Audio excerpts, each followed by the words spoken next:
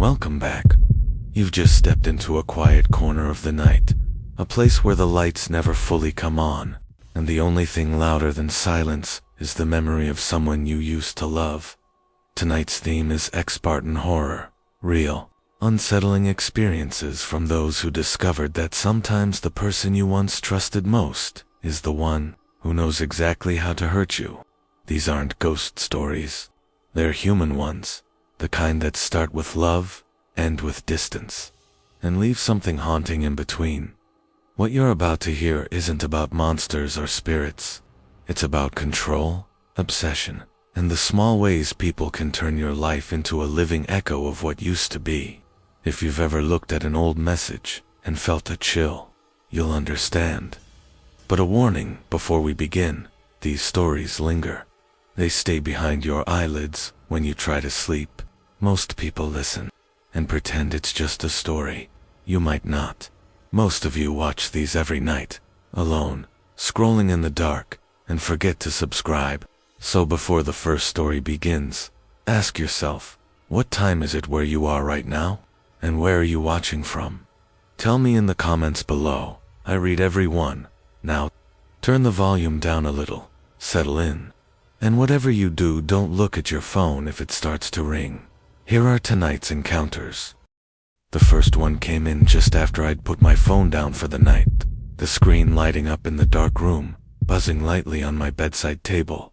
It wasn't a number I recognized, just a random string of digits. I hesitated, my hand still hovering in midair, as I stared at the notification.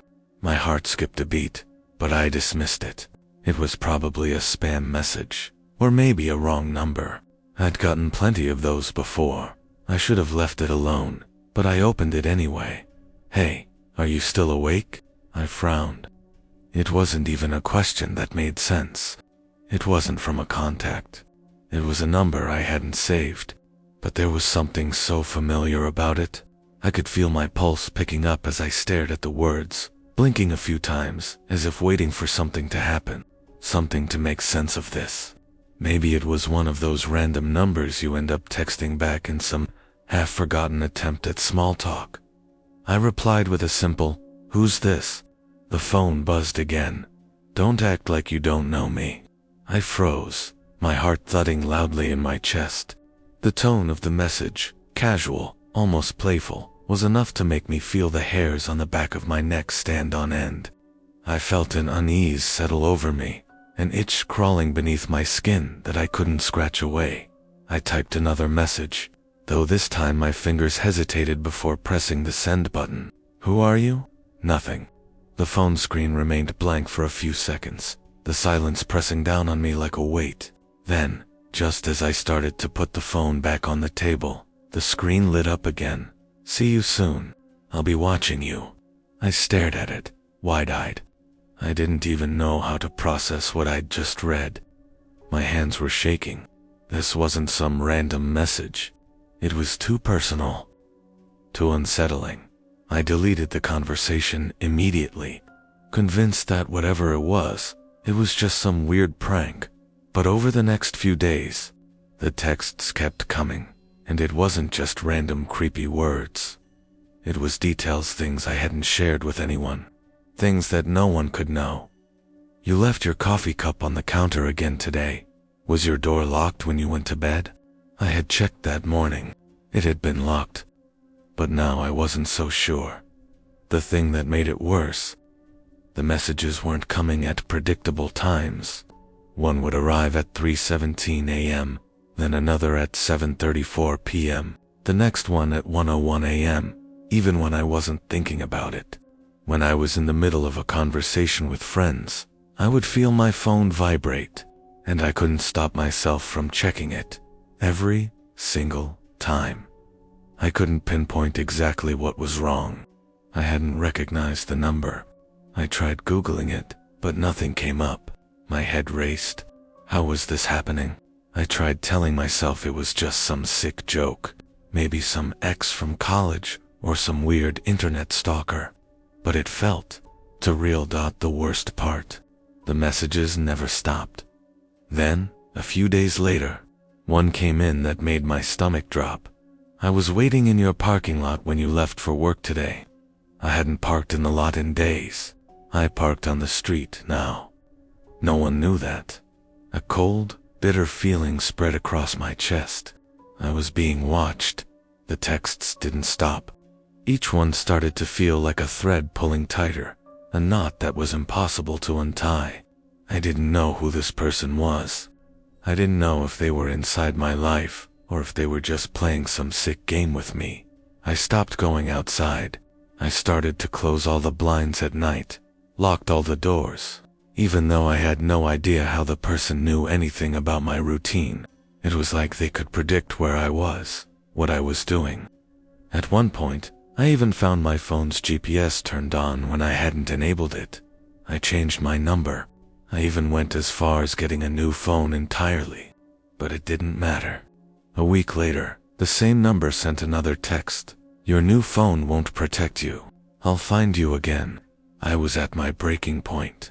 I couldn't sleep. I couldn't go outside without feeling like I was being followed. The creeping fear that someone knew my every move was starting to eat away at me. I felt trapped in my own life. I started questioning everything. Every small detail, every sound, every shadow. Was I imagining it? Or was there someone out there, watching me? Then, one night, the text stopped. I thought, finally, it was over. I had bought some time. Maybe I could sleep again without waking up to another buzz from my phone. I'd gotten my life back, even if just for a little while. But when I went to bed that night, the silence felt wrong. It was too quiet. The house felt too empty, like something had been taken from it. That's when I heard the noise. It was so soft I almost thought I imagined it. But then, I heard it again. A faint tap-tapped-pap at the window. I froze, my breath catching in my throat. I lay there, staring at the ceiling, too afraid to move, my mind racing. I had locked all the windows. I knew I had. But then it came again. A single tap on the window. I slowly crept to the edge of the bed, my heart hammering in my chest. I didn't want to look. I didn't want to see what was there. But I had to. I slowly, cautiously stood, my feet light on the hardwood floor. The tap came again, louder this time. I crept closer to the window, my breath shallow. I reached for the blinds, heart pounding in my ears, and there it was. A figure just standing there, not a word, just staring. The phone buzzed on my bedside table. I reached for it slowly, my eyes never leaving the window. I had to check it. I had to know. The message read, "I told you I'd find you." The phone slipped from my hands and fell to the floor, but my eyes stayed glued to the window. The figure outside didn't move. It didn't blink. It just watched. I didn't sleep that night. I don't think I'll sleep again. The worst part, I never saw them leave. I hadn't meant to come back. Not really. Not like this. But there I was, standing in front of the door, the one I used to call mine. I stared at the doorknob, my heart thudding in my chest. It was just a door, right? It wasn't special. It wasn't different from the hundreds of doors I'd walked past in my life. But this one felt wrong, like something was waiting behind it. I couldn't tell you why I'd come back, not after everything that happened.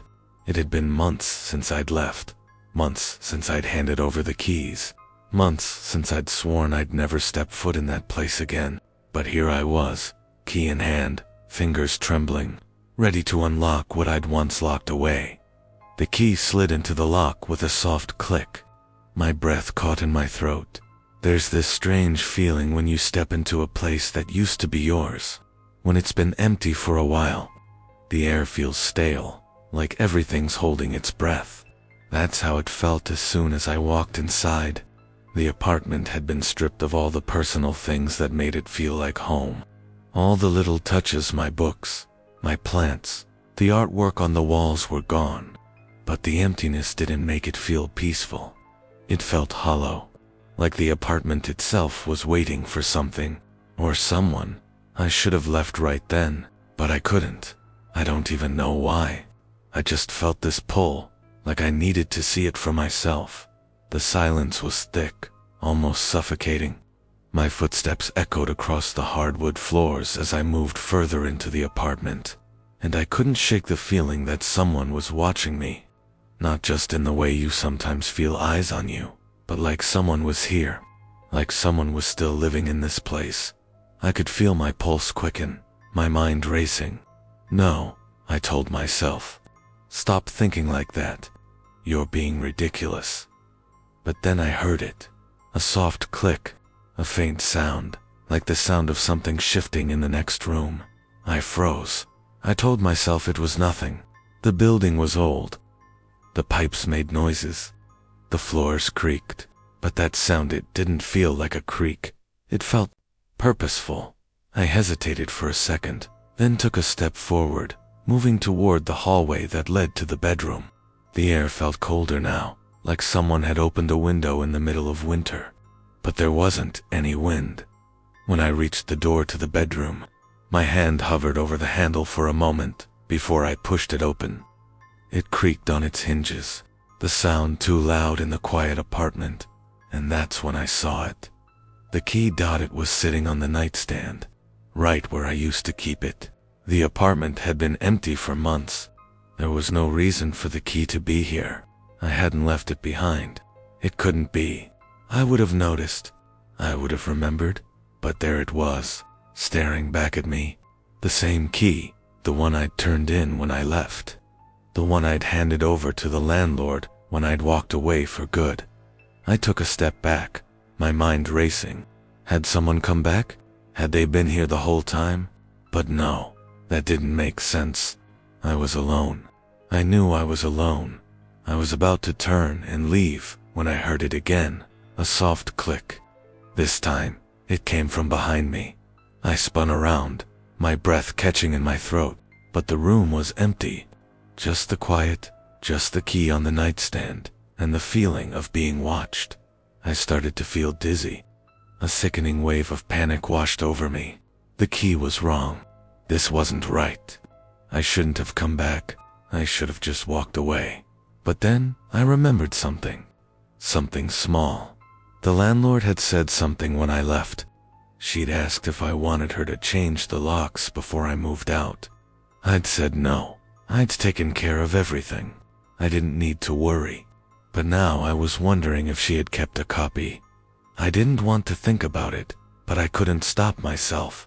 Could she have kept it? Had she? Or was it someone else?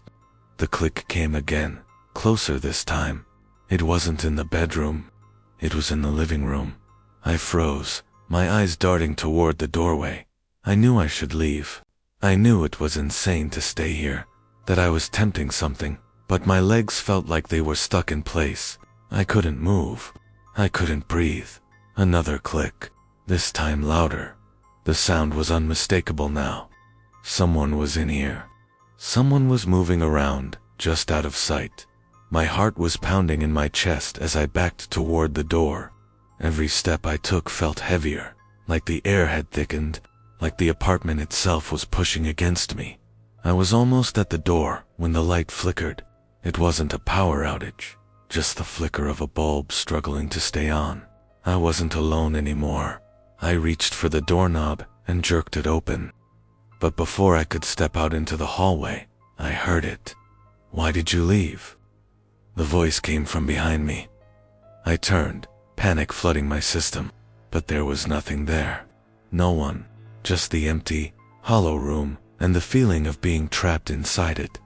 But the voice, it wasn't a shout. It wasn't a scream. It was a whisper, a low, gravelly whisper, like someone speaking right into my ear, and the words were so clear, so personal. "Why did you leave?" I could feel the weight of those words. I could feel them crawling under my skin, sinking into my bones. My hands were shaking as I closed the door behind me and bolted the lock. I stood in the hallway, listening to the silence, my mind racing. It didn't make sense. It didn't fit together. But I knew someone was in there with me, someone who had never left. I wanted to run, to get out of there and never look back. But I couldn't. The thought of being caught in that apartment again, knowing someone was watching me from the shadows, made my stomach twist. So I stood there, paralyzed, waiting for the next sound, the next click, the next whisper, but nothing came. It was quiet again. For a moment, I thought I was safe, but then I realized something. The key on the nightstand wasn't just mine. It was theirs now, and no matter how far I went, no matter how many locks I changed, the key was always going to find its way back. The door opened again. This time, I didn't hear it. I didn't hear the click or the whisper. It was just open, and whatever was inside the apartment, whatever had been waiting there all this time, was no longer hiding. It was out there waiting for me. The first time I saw her face again, it was on my phone, not in my gallery or some old photo buried in the cloud. It was in an ad, a stupid pop-up for a dating app, the kind that appears between videos. I almost dropped my phone. Same crooked smile, same dark hair tucked behind one ear, same scar above her eyebrow from when we'd moved in together and she'd slipped carrying a box. It wasn't her photo, not exactly. The lighting was different, and her name wasn't right. But the face, it was her. Her name was Lena, on the ad.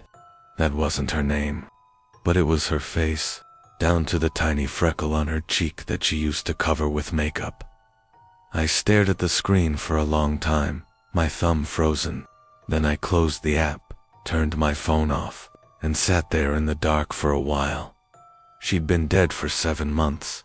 At first I told myself it was an algorithm thing. Face similarity, maybe. The internet copies people's faces all the time. But that logic didn't hold for long, because she kept showing up not just in one place, everywhere. The next day, she appeared in a YouTube ad, then in a local car insurance banner, then on the front page of a streaming app, promoting some show I'd never heard of. Every time, it was a slightly different version of her, different hairstyle, lighting, outfit, but always her same face, the same small scar, the same eyes that always looked like they were about to laugh at something she hadn't said yet. It got worse when the faces started moving. One night, I opened a video that auto-played on my TV. I swear to God, it wasn't even one of her old clips. It was an ad for detergent or something. But there she was again, standing in a fake kitchen, smiling, looking right at the camera, right at me. "Some stains never wash out," she said. It wasn't her voice, but I swear the words hit me like a punch to the chest. I turned off the TV, unplugged it, and sat there, staring at the black screen that was now just reflecting my own face. I didn't tell anyone at first. Who was I supposed to tell? That my dead ex-girlfriend was showing up in ads. That every screen in my life was slowly filling with her face. It sounded insane. But after a few more days, I couldn't keep it in. I told my friend Dan. He'd known both of us. He was there at the funeral. We were sitting in his living room, half watching a movie, when I pulled out my phone and scrolled through my screenshots. "Look," I said, showing him. "Tell me that doesn't look like her." He squinted, leaning forward. "Yeah, kinda," he said. "But AI, man, they blend faces now. You know how it is." He shrugged it off like it was nothing, but something about his tone bothered me. It wasn't just disbelief. It was avoidance, like he didn't want to admit it looked like her. "AI doesn't know the scar," I said quietly, "or the necklace." In one of the clips, she was wearing that tiny silver chain I'd given her for her birthday, the one that had never left her neck, the one that wasn't in any photos online. Dan just looked at me and said, "You need to stop looking at screens for a while."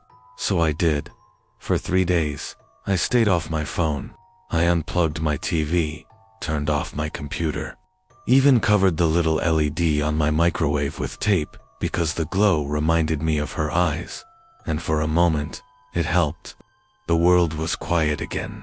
The air felt real. But on the 4th night, something changed. I was half asleep when my phone, which I had powered off, lit up on the bedside table. Just a faint glow through the glass screen protector. At first I ignored it, rolling over. But the light didn't fade. It was like someone was holding a flashlight against the display from the inside. I finally reached over and picked it up. The screen was black except for one thing. My front-facing camera light was on. I felt my stomach drop before I could even react. The phone buzzed once, and an image filled the screen. It was her, not a photo, not a video, a live feed. She was standing in a dark room, my room. I could see the outline of my own furniture behind her. I dropped the phone so fast it hit the floor. My heart was hammering. I reached for the lamp switch, fumbling, but my hands wouldn't stop shaking. The light came on, flooding the room with warm yellow. Empty, completely empty. I picked up the phone again. The feed was gone. The screen was blank, except for one new notification. She wants to talk. No sender. No number. Just those words. After that, things stopped feeling separate, like the screens in my life had blurred together somehow. I would walk past a digital billboard downtown and see her face flash between ads for perfume and fast food. Always for half a second, just enough to make me question if I'd imagined it. In the grocery store, one of the display TVs in the electronics aisle flickered, and I swear, I saw her reflection instead of mine. The line between her and me was getting thinner every day. I started noticing her face, even where there were no screens, in reflections, windows, chrome door handles. A flicker of recognition that vanished when I turned my head. Every time I tried to look longer, the reflection changed. Her smile got wider. Her head tilted slightly, almost like she was getting closer. I finally decided to go through her things, the ones I'd boxed up after she died. Maybe I'd find something that made this make sense. Her accident hadn't been simple. I never talked about it. She'd been hit by a car, a drunk driver, late at night. Open and shut case. I'd identified her body. I'd watched them lower her into the ground, but there had been something odd. About the week before she died, she'd been paranoid. Kept saying her phone was listening to her, that ads were showing her things she hadn't even said out loud yet. Back then, I thought she was just anxious. Now, I wasn't so sure. I opened the last box, her laptop, still in its padded sleeve. I plugged it in and waited for it to boot. The fan spun up, humming quietly. There was only one folder on the desktop, labeled C. My stomach tightened as I clicked it. Dozens of screenshots, all from her webcam. Different angles, different times, all showing me sleeping, eating, sitting on the couch. Every image, time-stamped before she died. I slammed the laptop shut, my heart pounding so hard I could hear it in my ears. For a second, I thought I could hear her breathing in the room, soft, slow, familiar. I turned around. The monitor flicked on by itself. Her face filled the screen. I don't remember the next few minutes, clearly. I know I ran. I remember slamming the door behind me and stumbling out into the street barefoot. The cold asphalt cutting into my feet, but I couldn't shake it. That face on the screen wasn't a recording. It had looked at me. I ended up crashing at Dan's place again. I didn't tell him everything, just that I'd seen something on her laptop that freaked me out. He tried to calm me down. He said I needed rest. That grief messes with people. Then he offered to show me something funny on his TV, to take my mind off it. I hesitated, but I didn't want to be alone, and the TV felt safer with someone else there.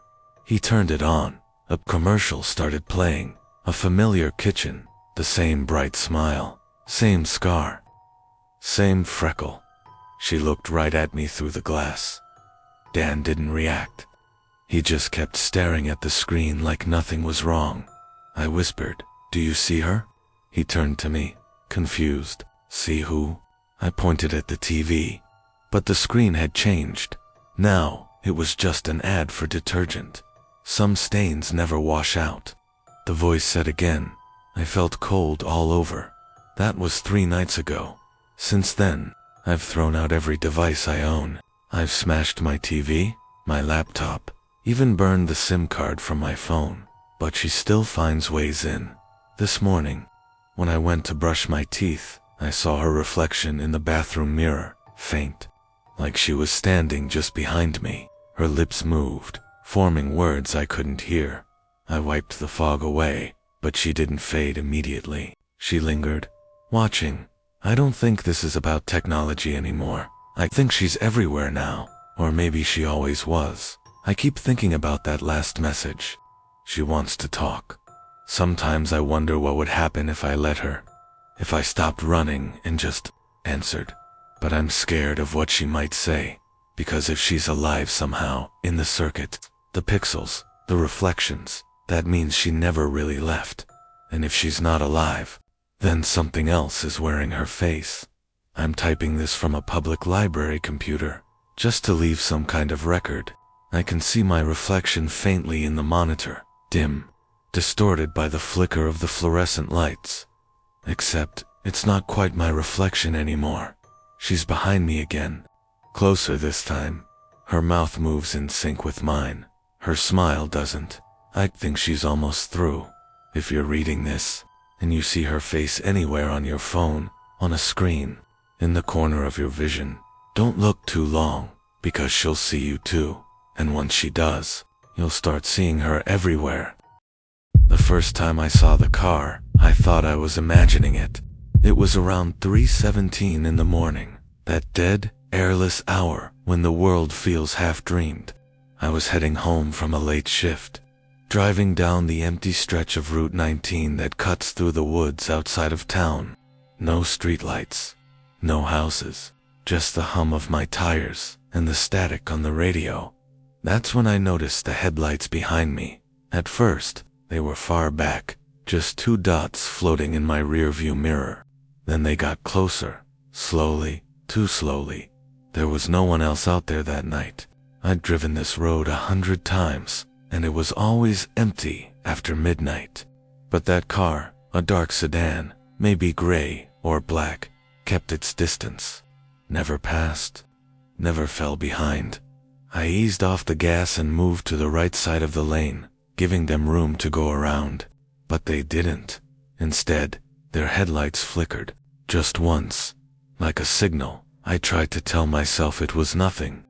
Maybe someone heading home like me, maybe a cop pacing me from behind. I turned up the radio and focused on the center line glowing under my headlights. But then the car's lights dimmed for a few seconds like they were switching their beams off. And when they came back on, they were closer, way closer. I could see the shape of the grille now in my mirror. The faint outline of a windshield, but no driver. The glare from their lights made it impossible to see anyone inside. My hands tightened around the steering wheel. I pressed the gas. The speedometer climbed, 55, 60, 70. The car matched me every turn I took, every acceleration. It stayed exactly 2 car lengths behind, not tailgating, not trying to pass, just following. The longer it went on, the more real the fear became. I reached for my phone on the passenger seat, trying to unlock it without taking my eyes off the road. I figured I'd call the police, maybe get a patrol car to meet me near town. But the screen wouldn't light up, completely dead. It had been charged when I left work. The next 20 minutes were pure hell. Every time I slowed down, the car slowed too. Every time I sped up, it stayed locked on me like a shadow. The weirdest part, no honks, no gestures, no attempt to communicate, just silence. When I finally reached the outskirts of town, I turned down Main Street, brightly lit, wide open. But the moment I passed the first row of buildings, I realized the road ahead was empty again. No parked cars, no open gas stations, nothing. And when I looked in my mirror, the other car was gone. I drove home on autopilot, hands shaking so hard I could barely fit my key in the lock when I got to my apartment. That night, I didn't sleep. I sat on the couch with every light on, staring at my phone waiting for it to charge again. It never did. The next morning, I tried to explain it to my coworker, Jamie. She laughed it off, Probably some night trucker playing games, she said. Or you were tired and spooked yourself. I wanted to believe her, but that afternoon, when I left for work, something made my stomach drop. There were tire tracks in the gravel outside my apartment. Fresh ones, the same tread pattern I'd seen behind me in my rear view. Mirror that became my life for the next week. Every night I worked the closing shift, I felt like I was being followed home. Sometimes I saw headlights in the distance. Sometimes I didn't. But even on the nights when there was nothing on the road behind me, I couldn't shake the feeling that someone was there. Watching my coworkers started teasing me. "You're getting paranoid," one of them said. "You need to get out more." Maybe I was paranoid, until the night the texts started. They came from an unknown number at 2:58 a.m. "You shouldn't drive alone this late." I stared at the screen, heart pounding. A few seconds later, another one came through. "You look tired tonight." I didn't respond. I just dropped the phone like it was burning my hand. Then, the third message. "Why'd you take a different route tonight?" I'd cut through a side road to avoid the main stretch of route. 19. Nobody could have known that unless they'd been behind me. That night, I didn't even try to sleep. I kept my phone beside me, every muscle in my body tense, waiting for another message. It didn't come, but at 3:11 a.m., I heard the sound, a car engine, idling outside my apartment.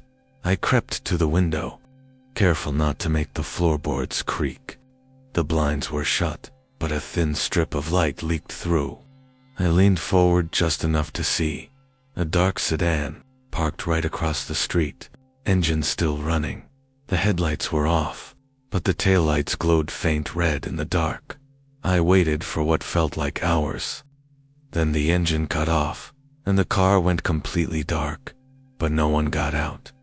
The next morning, I called the police. The officer who came by, a guy named Ramirez, was nice enough, but it was obvious he thought I was exaggerating. He wrote down the make and model I'd described, told me he'd keep an eye out. Then he said, "You mentioned you had a breakup recently, right?" Sometimes these things I cut him off before he could finish. It wasn't my ex. He didn't even live in the state anymore. And even if it was him, how would he know my routes? My schedule? No, this was different. This felt organized. Patient. I changed my work hours, borrowed a friend's car, changed routes, but it didn't matter. Every night, around 3 a.m., the same pattern repeated.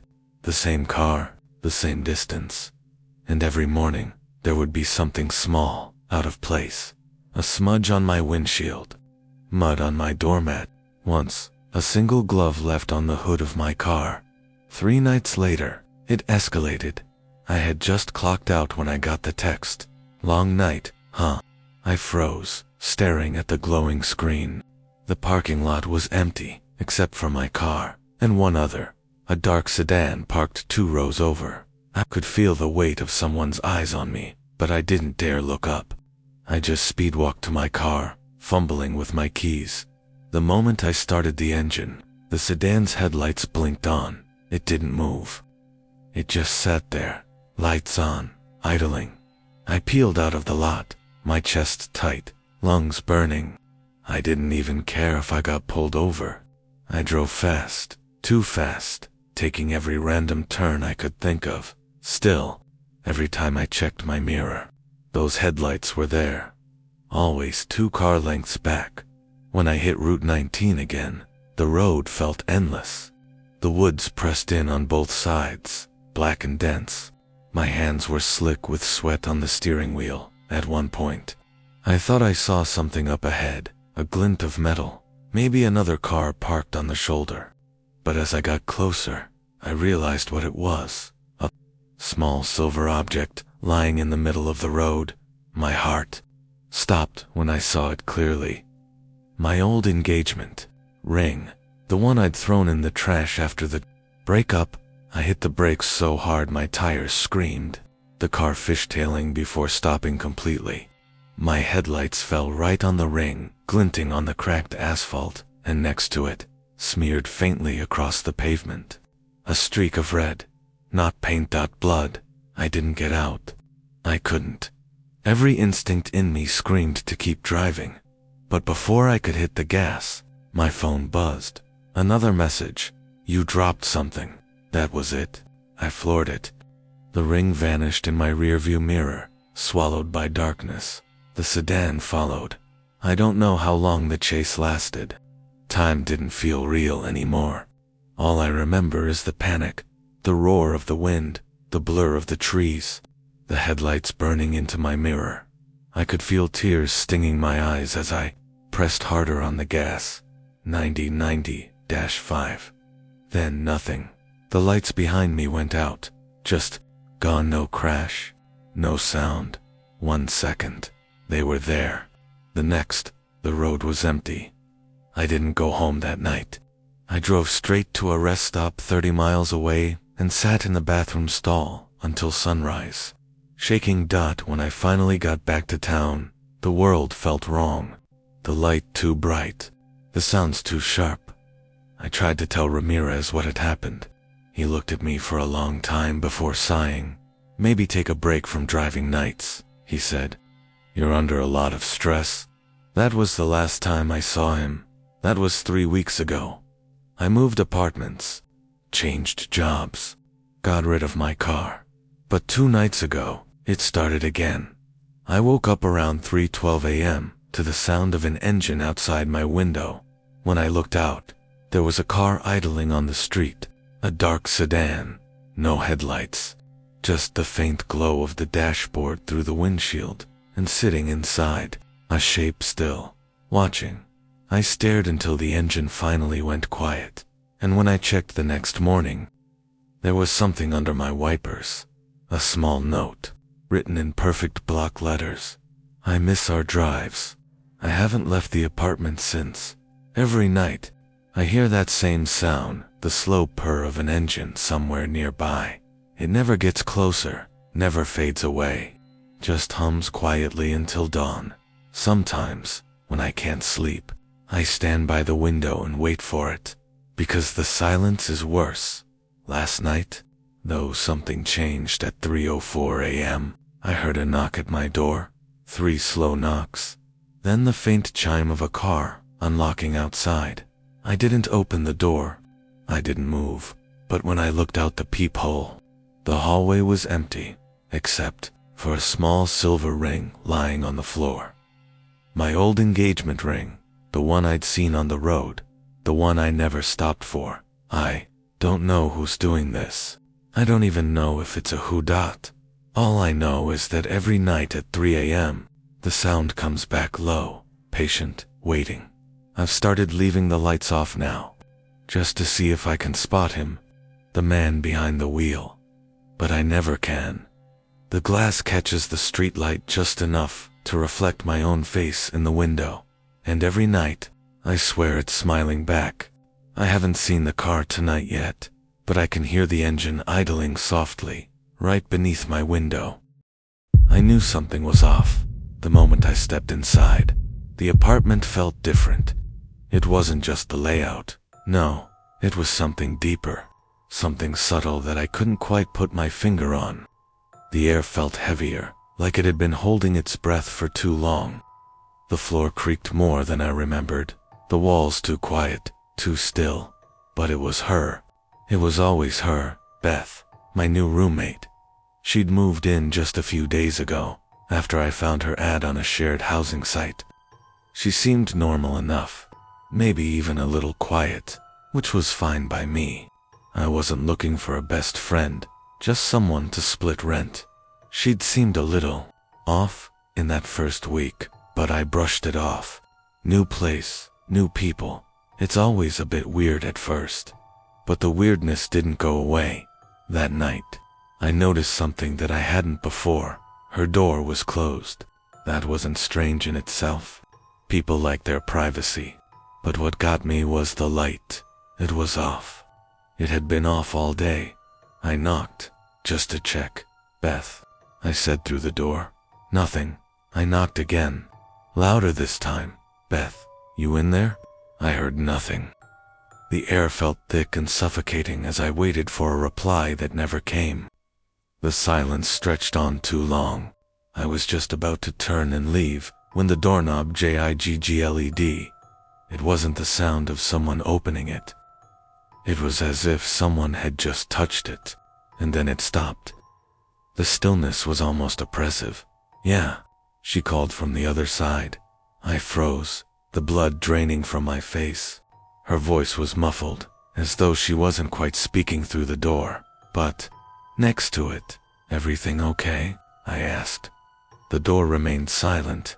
Then, a soft laugh. "Yeah, just tired. I'll be up soon." I stood there for a second, unsure what to make of it. I wasn't the type to invade other people's privacy, but something about her tone, her voice, made my skin crawl. It wasn't the Beth I'd spoken to earlier that day. The next few nights, the same thing happened. Every time I knocked on her door, there was no answer. But I'd hear the doorknob turn, just a slight jiggle, as if she were playing a game. I couldn't shake the feeling that she wasn't just ignoring me. She was avoiding me. I tried to brush it off, but I couldn't. The apartment felt darker now. Even the light from the kitchen seemed to flicker more often. I'd catch myself looking into the hallway and feeling a strange, unsettling emptiness. Still, she didn't talk to me much. Her door stayed closed, and if I wasn't home, I could swear I could feel her presence there, in the air, watching me from the corners of the apartment. I finally decided to take matters into my own hands. I waited until she left for work the next day. When I was sure she was gone, I went to her room. I had no right to do it, but I was desperate for answers. Her room was empty. The bed was made, the shelves dusted, and the closet door slightly ajar. I moved closer, the hairs on my arms standing up. I pulled the closet door open, expecting to see clothes hanging. But there was nothing, not a single item of clothing. It was just bare walls and a few moving boxes. Some had been opened, but the contents inside, books, old papers, nothing of personal value. I felt a sickening knot twist in my stomach. It was as though the room was waiting for something. I was about to leave when I noticed something strange on the floor, a small pile of what looked like old photographs. I bent down to pick them up. They were all of Beth, but not the one I knew. The woman in the pictures was younger, smiling, in different places, a beach, a backyard, a family reunion. But then I noticed something that made my heart drop. In each photo, someone was standing in the background, someone with a hood pulled low, their face hidden in the shadows. But there was one photo that stood out. It was of Beth and a man at a restaurant, sitting across from each other, smiling, laughing. The thing that chilled me was that the man was me. It was me, but I hadn't been there. I'd never seen this photo before. I dropped the pictures and backed away from the closet, the blood draining from my face. My heart pounded in my ears as I stumbled back into the hallway. That night, I couldn't sleep. My mind raced as I lay in bed, listening to the creaks of the building settling, the wind rattling the windows. I tried to push the images of the photos out of my mind, but they kept coming back. The picture of me, sitting at that table. I sat up, heart thundering in my chest. There had to be an explanation, right? This couldn't be happening. It had to be some sick joke. But then I heard it again. The soft sound of a doorknob turning. I held my breath, every nerve in my body screaming. I couldn't move. The room felt like it was closing in on me. The sound of the doorknob rattling echoed through the walls, slow and deliberate. Then, the door opened. I didn't dare look. I knew who it was. I could feel her. The air felt thick again, just like the first night. The feeling that something wasn't right, that something was waiting for me. And then, I heard her voice again, soft. Too soft. "You should have never opened the door," she said. I turned to face her, but my mouth went dry when I saw her standing there in the hallway. Beth wasn't standing at her door though. She was standing in the middle of the hallway, inches from my room. I could see her clearly now. Her clothes were the same as before, a loose sweater, jeans, but her face, it looked different. She wasn't smiling anymore. Her eyes were wide and glassy, her skin pale, lips slightly parted like she was trying to speak, but nothing came out. And then, I saw it. Her shadow, it wasn't right. It stretched out in front of her, moving independently of her body. The figure in the shadow was ... wrong. Twisted. It jerked around like it was trying to escape. I blinked, and the shadow snapped back to its original form. Beth. My voice cracked. What the hell is happening? Her eyes locked with mine. No answer. Just that eerie stillness. Then she took a step forward. I wanted to scream. I wanted to run, but I couldn't move. I was paralyzed, trapped in the dark. Beth, I whispered again, desperate. Please. Her lips parted. You shouldn't have opened the door, she repeated, almost like a chant, and then she stepped backward into the darkness of her room, disappearing without a sound. I didn't sleep that night, or the next night. I moved out a few days later. I couldn't stay there anymore. I couldn't trust the walls. I couldn't trust the shadows. And I never spoke to Beth again. Not in person. Not in any way. I never saw her after that night. But I swear to you, her face still appears sometimes. On the street, in the crowd, on random ads I pass by on the internet. I don't know if she's haunting me, or if it's just my mind playing tricks. But there's one thing I know for sure. I never really knew Beth. And I'm not sure I want to. The other day, I found a picture of her in my phone gallery. One I didn't remember taking. She was sitting at a table, a man beside her.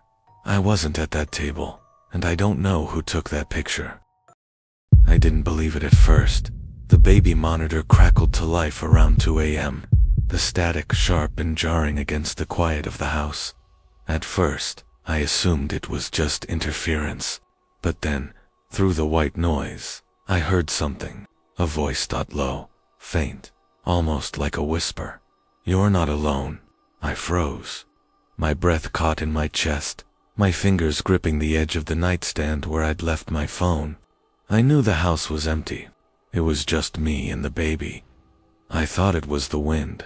Maybe the monitor was picking up something from outside, but I couldn't shake the feeling. The way the voice sounded so close, like someone was standing in the nursery with her. You're not alone, the voice repeated, this time clearer. I held my breath, trying to push the fear down. It was just a fluke. It had to be. I got out of bed, my feet cold on the wooden floor, and made my way to the nursery. The monitor was still on, crackling. When I opened the door, I looked at my daughter, fast asleep in her crib. The room was still, the only sound, the soft hum of the air conditioner. I checked the windows, locked. No one was there.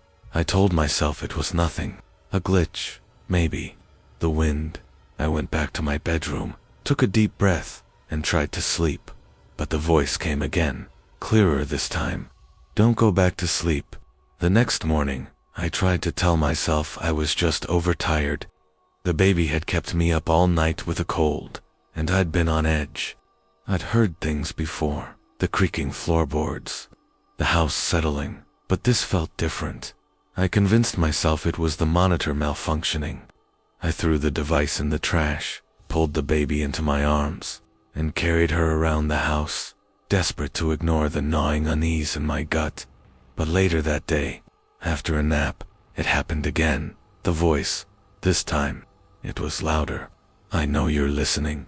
I ran to the nursery, expecting the monitor to be glitching again. But no, it was turned off. The monitor was silent. Nothing but the static left behind. A chill ran down my spine. I stood there for a long moment, staring at the crib, the quiet air pressing in on me, suffocating me. What was happening? Who was in my house? I checked the locks. All of them. The windows too. Everything was secure. But I still couldn't shake the feeling. The overwhelming, clawing feeling that someone had been in here. That someone was watching me. That night, I set the monitor on my nightstand again. I needed some sleep, but a part of me felt that if I just kept listening, I would hear it again. I closed my eyes, trying to push away the fear. It was probably just my imagination. But then, in the dead of night, the voice came again. "You're not alone." This time, I didn't hesitate. I leaped out of bed, my heart racing. The baby monitor was on, but there was no static. Just his voice, cold and clear, echoing through the room. I ran to the nursery. The door was cracked open. I pushed it wide, ready to scream, to demand answers. But there was nothing there, just the empty crib. My daughter, still asleep, her little chest rising and falling with each breath. I felt dizzy, disoriented. The room was so still, the shadows creeping in from the corners. I couldn't understand. I couldn't wrap my head around it. Over the next few days, I installed cameras in every room. Every time I heard the voice again, I rushed to the monitor, my breath catching in my throat. But each time, I found nothing. The baby was fine. No one was there. I started checking the cameras every time I was awake, even when the voice stopped. The footage was always clear. My daughter sleeping, me moving through the house. But the nagging feeling wouldn't go away. Who was speaking? Who was in my house? It felt like I was going crazy. The final straw came that evening, when I was sitting on the couch, scrolling through my phone while the baby slept. The house was quiet, peaceful even, but then the monitor buzzed. I couldn't ignore it this time. I grabbed the phone, looking at the live feed of the nursery. I saw my daughter, her tiny hands wrapped around her blanket, her eyes wide open. She was staring directly at the camera. "Mommy," she whispered. "Mommy, come get me." My stomach turned, but it wasn't her voice. It was a man's voice, a voice that sounded too familiar. I shot up from the couch, my heart pounding in my chest, and rushed to the nursery. I burst through the door, panic filling my chest as I scanned the room. Nothing. My daughter was still lying in the crib, eyes closed now, sleeping peacefully. I felt my knees go weak as I collapsed next to her. I checked her again. She was fine, just sleeping. But something wasn't right. I turned off the baby monitor, unplugging it. There was nothing left, nothing I could do. But I had to keep my eyes on the cameras. I had to know what was happening in my own home. The next night, I set up the cameras in the bedroom again, just in case. I didn't trust the air around me. It felt wrong. Something was there, and it wasn't going to stop. I kept watching the screens on my phone, waiting for anything, for something to make sense. It was nearly 3 a.m. when the camera feed flickered. The room on my screen went black for a split second. When the image returned, my daughter was gone from her crib. My blood ran cold. I rushed into the hallway, checking every room. I couldn't breathe. I felt like I was suffocating. But she was still there, in her crib, still asleep. Nothing had changed. I pulled up the feed again. This time, it was her, not the crib. She was sitting on the edge of the bed, looking into the camera. She smiled. That wasn't possible. She hadn't moved. I couldn't breathe. I rushed back to the nursery and slammed the door open. My daughter was gone. I stood there, frozen, watching as her crib was empty. The sheets were twisted in a way I hadn't left them. I turned in a circle, looking for her, but the room was silent, and then I heard it. Her voice, it came through the monitor again. "Mommy," she whispered. "I'm here." I ran back to the bedroom. There was no one there. The house was completely still, but I couldn't stop looking at the monitor. I couldn't stop hearing the voice. It wasn't her. It couldn't be her. "Mommy," the voice whispered again. I collapsed to the floor, phone in hand, the cold sweat dripping down my face. I stared at the screen, and for the first time, I saw it, the man's face, standing just behind the crib. The shadow I had felt all this time. His eyes, hollow and dark, staring into the camera. I wanted to scream, but I couldn't. I couldn't move. I couldn't breathe. The last few days have been a blur. I've tried calling the police, but the voices stopped coming through the monitor.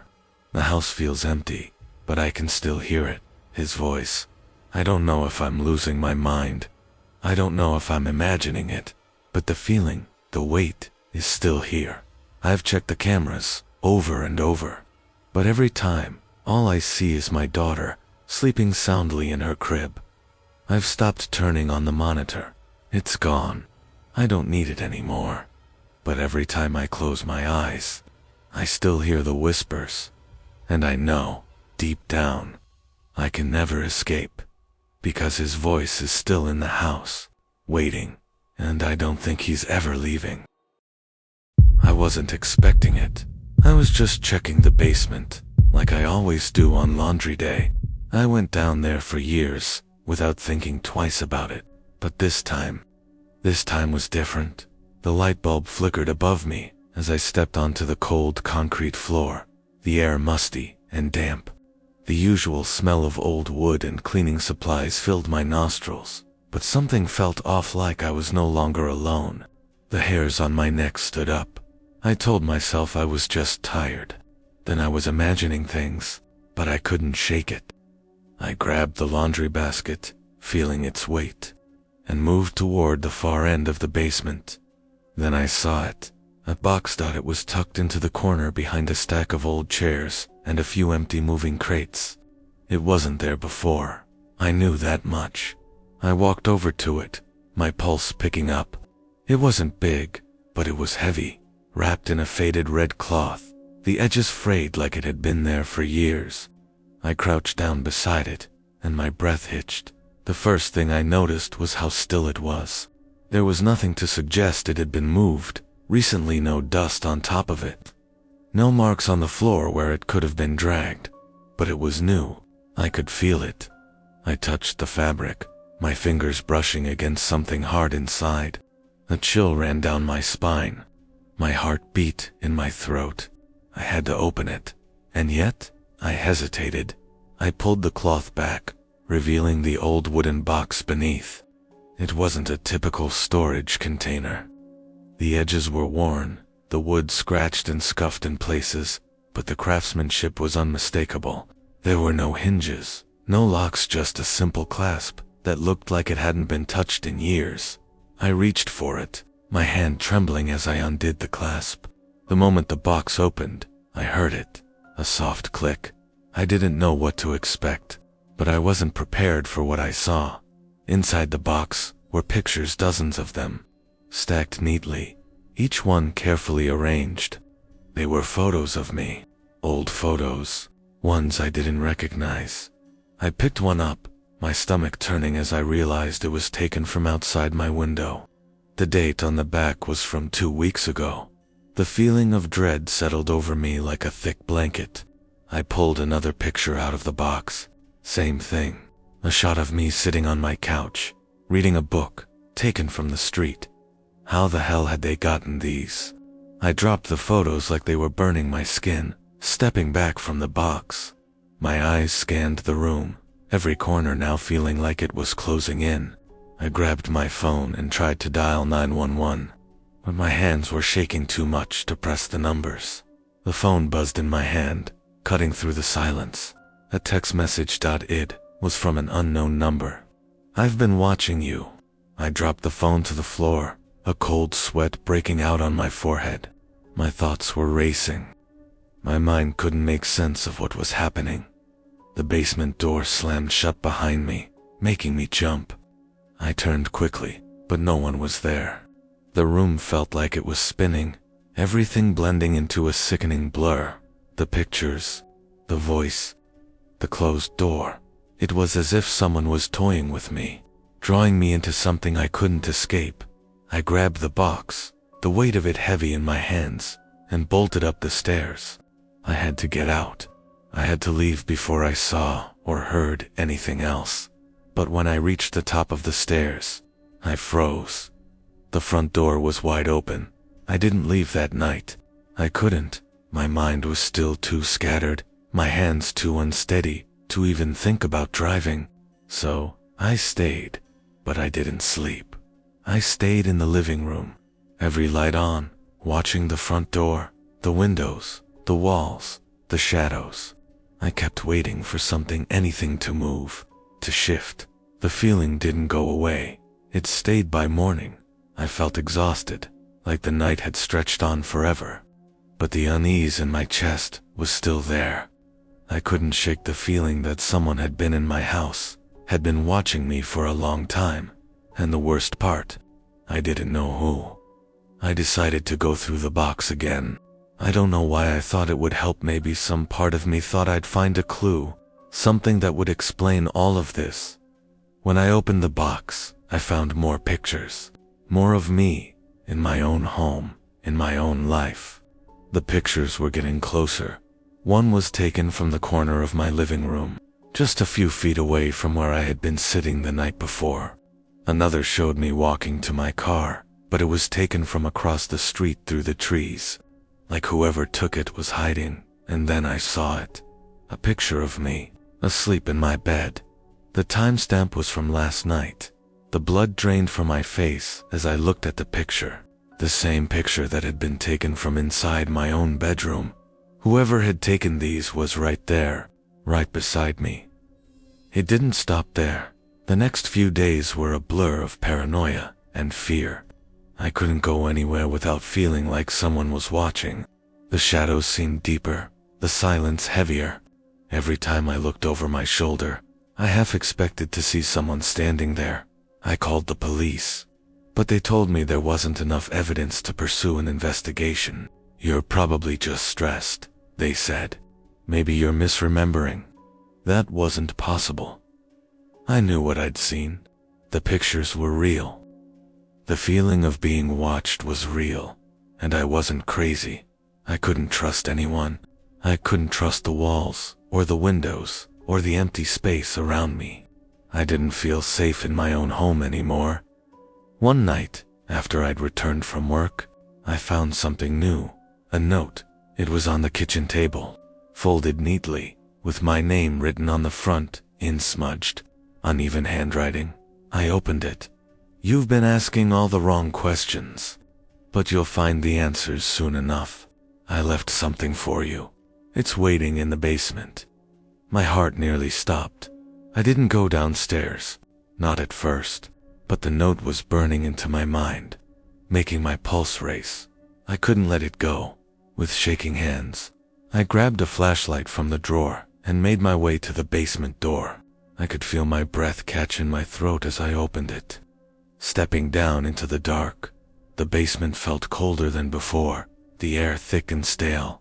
I aimed the flashlight around, the beam bouncing off the walls, before landing on the spot where I'd found the box.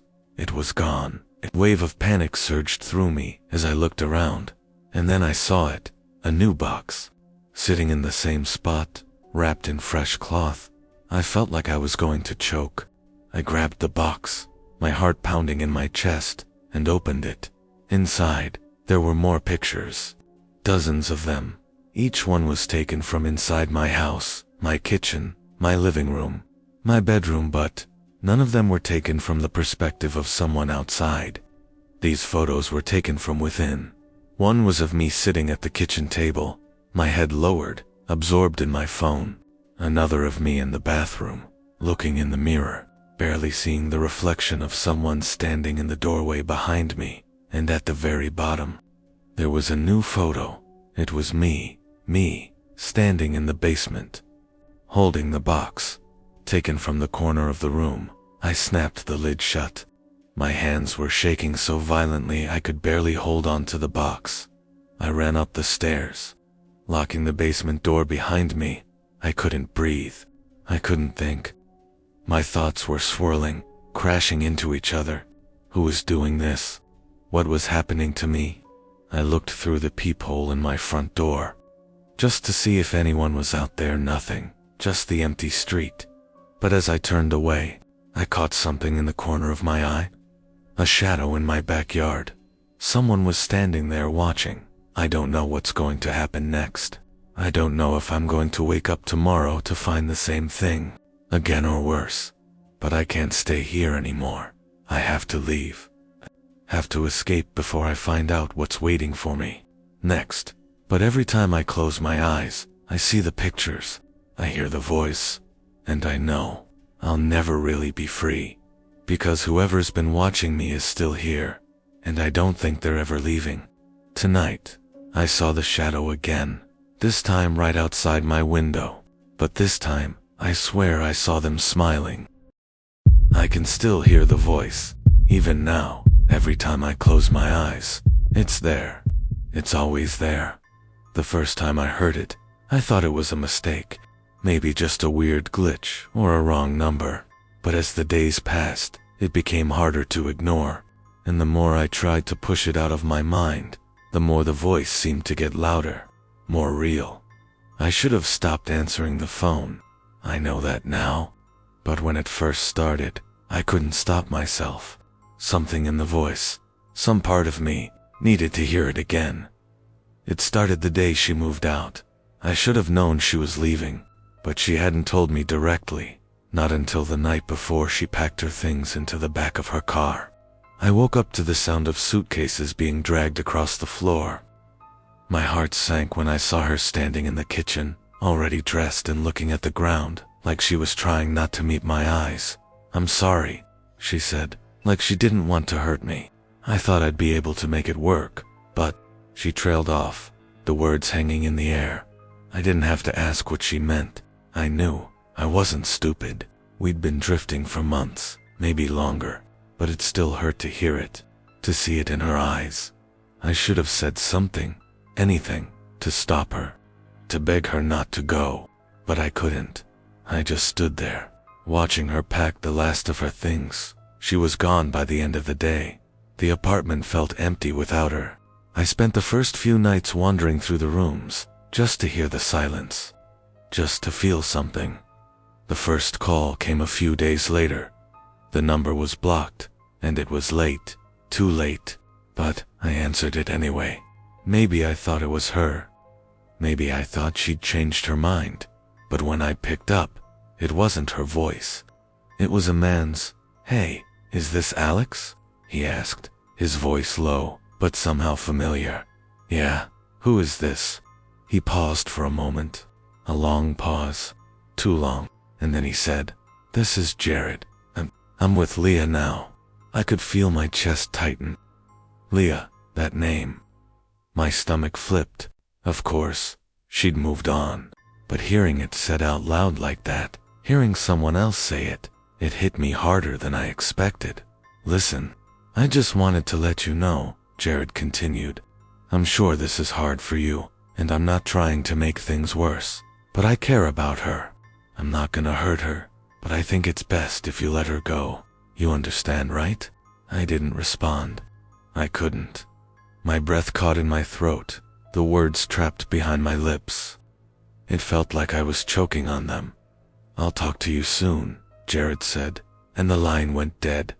I just stared at the phone. The words didn't make sense. I'd known Leah for years, and we had never been perfect. But I never thought she'd let someone like him control her. Jared, the name echoed in my head. I didn't hear from him again for a few days. I should have blocked the number, but I didn't. I kept the line open, just in case. I told myself I needed closure. I needed to know what was going on, even if it hurt. And then, 3 days later, the phone rang again. This time, it wasn't Leah's name that showed up on the screen. It was an unknown number. I hesitated, but I answered anyway. "Alex," the voice said. It was Jared's voice, smooth and calm, like nothing had happened. Like I hadn't heard him say those things before. "I know this is a little weird, but I thought you should know something." I felt the tension in my chest grow tighter. "What do you want?" I asked, my voice low. Jared didn't answer right away. I could hear him on the other end, shifting. Maybe adjusting the phone, or maybe just waiting. "I know it's hard, but I think it's important that you understand something. Leah, she's not coming back. She's mine now, and I'm gonna take care of her, okay? Don't talk about her like that." The words flew out of my mouth before I could stop them. My pulse raced. a mix of anger and disbelief. "I think you should listen. Alex, you need to understand that I'll always be here. I'm always watching." A chill ran through me. My blood turned cold. Before I could speak, the line clicked and the call ended. That night, I sat in the dark, staring at the phone. I didn't sleep. I couldn't. Something about those last words, "I'm always watching," kept replaying in my head. I tried to tell myself it was nothing, but I couldn't shake the feeling. For the first time in my life, I felt like I was being hunted. I couldn't escape him. The calls didn't stop. Every few days, sometimes more often, Jared would call. Sometimes he wouldn't speak at first. Other times, he'd ask how I was doing, how my life was going since Leah left. Sometimes, he'd even talk about her, about how she was doing, how happy she was with him. The worst part was how familiar it all felt. He spoke like he knew me, like he knew every little thing about me. I knew I had to do something. I couldn't keep letting him control the situation. I had to take control back. I tried to block the number, but it didn't matter. The calls kept coming from different numbers, different area codes. Every time I thought I'd gotten rid of him, he'd find a way back. Then one night, it escalated. It was late. Around 2 a.m., I had just turned off the lights and was trying to get some sleep. My body ached from the stress. I was on edge, but exhaustion kept dragging me under. That's when the phone buzzed on the nightstand. I reached for it, expecting another silent call or some nonsense. But this time, when I picked it up, I saw a picture. It was a picture of Leah. She was standing in front of my apartment building, her face turned slightly toward the camera. The shot was taken from across the street. The quality was bad, like it was a photo from a distance, but it was unmistakably her. My stomach twisted. I swiped at the screen, trying to block it, but another message came through. "She's coming home soon, but you'll never get her back." I couldn't breathe. I grabbed my jacket and rushed outside, the cold air biting at my skin. I ran to the street, looking for anything, any sign of Leah, any sign of Jared, anyone who was out there watching. I didn't see anyone, but as I turned to head back inside, my phone buzzed again, another picture. This time, it was of me. Taken from the hallway outside my apartment door, I froze. The door creaked behind me. I spun around, my heart slamming against my chest. But no one was there.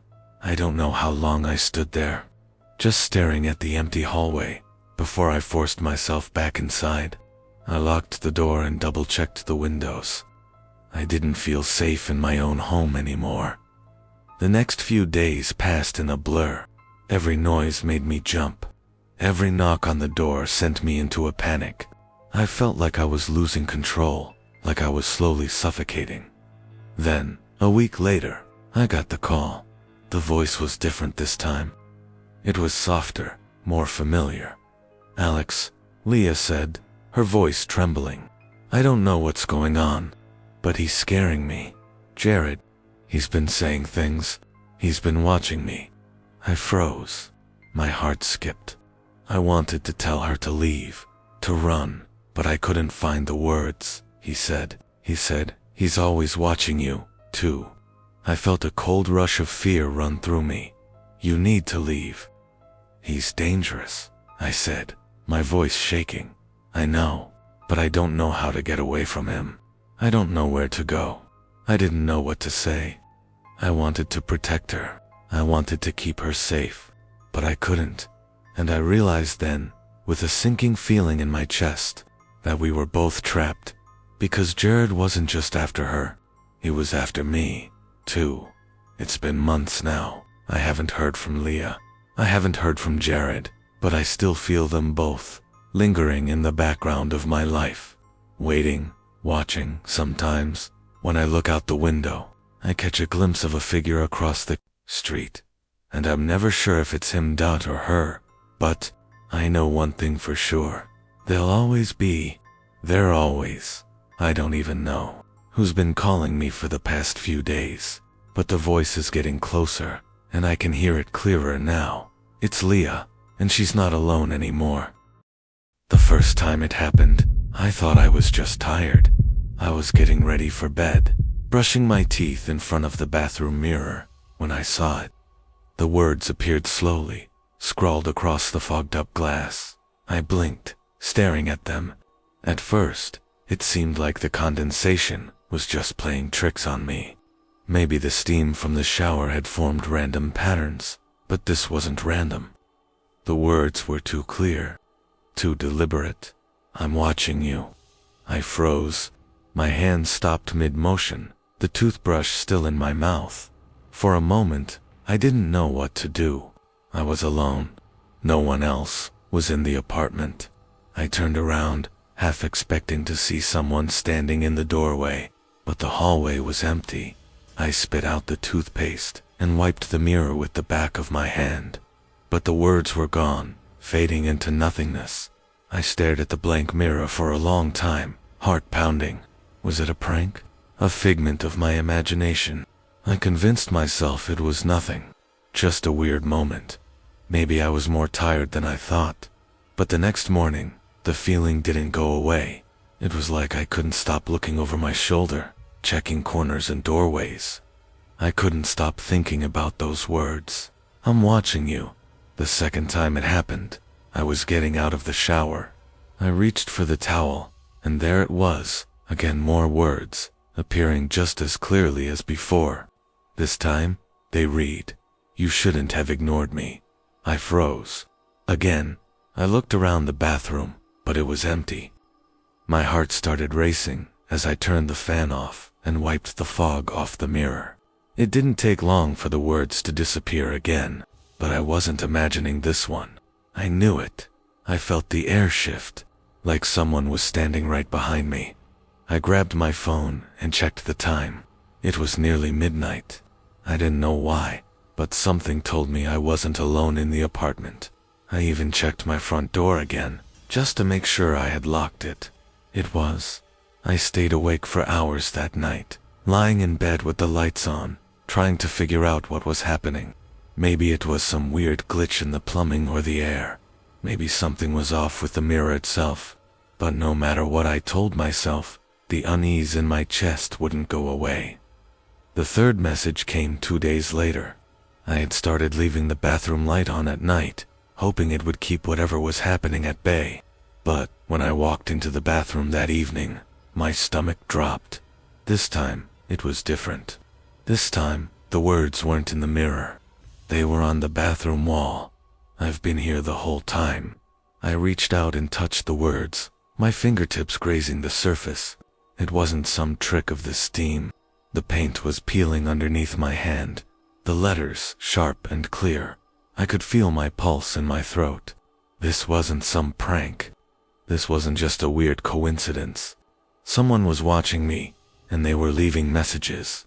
I felt like I was suffocating in the room, like the walls were closing in around me. I bolted out of the bathroom, my mind racing. I ran to my phone, but the signal was weak. I couldn't get a hold of anyone, not even my best friend, Mia. I texted her anyway. "Mia, something is wrong. Please answer." I kept checking the phone, but nothing came through. I couldn't handle it anymore. I went to work the next day, trying to keep myself distracted, but the anxiety followed me, heavy and relentless. I was too tired to focus, my mind swirling with everything I couldn't explain. I sat at my desk, trying to work, when my phone buzzed. It was a text from an unknown number. "You left your window open last night." I couldn't breathe. My hands shook as I read the message over and over, trying to make sense of it. Who was this? How did they know that? My apartment didn't even have a balcony. It was on the second floor, the window facing an alley. Who could have seen inside? I didn't know what to do. I couldn't go home. I couldn't be alone in that apartment anymore. The walls felt like they were closing in by the time I got back to my apartment. The air was thick with dread. I had already called Mia again, but there was no answer. I stood in the hallway for a few seconds, trying to steady myself. I didn't know what I was afraid of. What was this? A prank? A stalker? Was I losing my mind? But then, as I pushed open the door, I froze. There was something new in the living room. A chair, facing the window. My own chair. It hadn't been there before. It was placed exactly in the center of the room, facing the street. The light from the street lamp outside flickered, casting long shadows on the walls. I could feel my heart in my throat. I stepped inside, my breath shallow. I turned on the lights. The living room looked the same, but it felt wrong. I couldn't put my finger on it. I walked toward the chair, my hands trembling. There was something on the seat, something small and unremarkable. A note. I picked it up. My heart was beating so loudly in my chest that I almost didn't hear the creaking from behind me. I spun around, every muscle tensed, but there was nothing there. I looked back at the note in my hand. The handwriting was unmistakable. The same scrawl, the same tight, sharp letters. I told you I've been here. I couldn't stay there anymore. I packed a bag and left the apartment that night, telling myself I'd go to Mia's place. I needed to get out. I needed to escape whatever this was before it swallowed me whole. But when I arrived at Mia's, she wasn't home. I waited for hours, pacing the apartment, but Mia didn't return. I tried calling, texting, but still nothing. I stayed the night in her guest bedroom, but I couldn't sleep. Every time I closed my eyes, I saw the words. I felt the presence in the air. I could hear breathing, soft and slow, like someone was standing at the foot of my bed. When I woke up the next morning, I checked my phone again, and there was a new message. I've been waiting for you. I felt the blood drain from my face.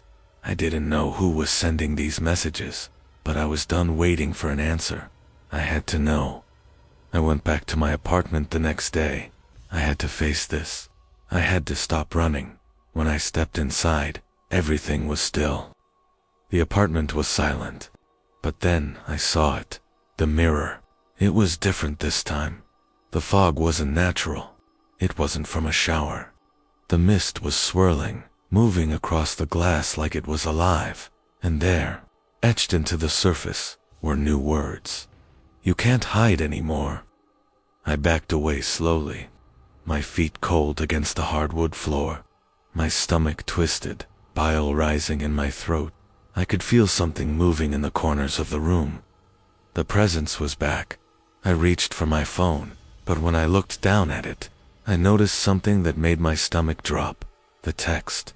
From the unknown number. The message was there, but it was different now. I'm closer than you think. I turned toward the door, but my feet wouldn't move. I couldn't leave. My hands were shaking. I felt cold, colder than I'd ever felt before, and then the phone buzzed again. I checked it without thinking. The text read, I'm already in the closet. I don't know how long I've been sitting here. I'm typing this from my phone, sitting on the floor of my apartment, with my back pressed against the door. The closet door is shut. I can hear the faintest sound from behind it, a scraping like nails on wood, like someone is waiting, watching. I don't know what's real anymore, but I know one thing. I'm not alone. The sound from the closet stopped. Now, the only sound I hear is my own breath, and the whisper of footsteps, slow and deliberate, moving closer.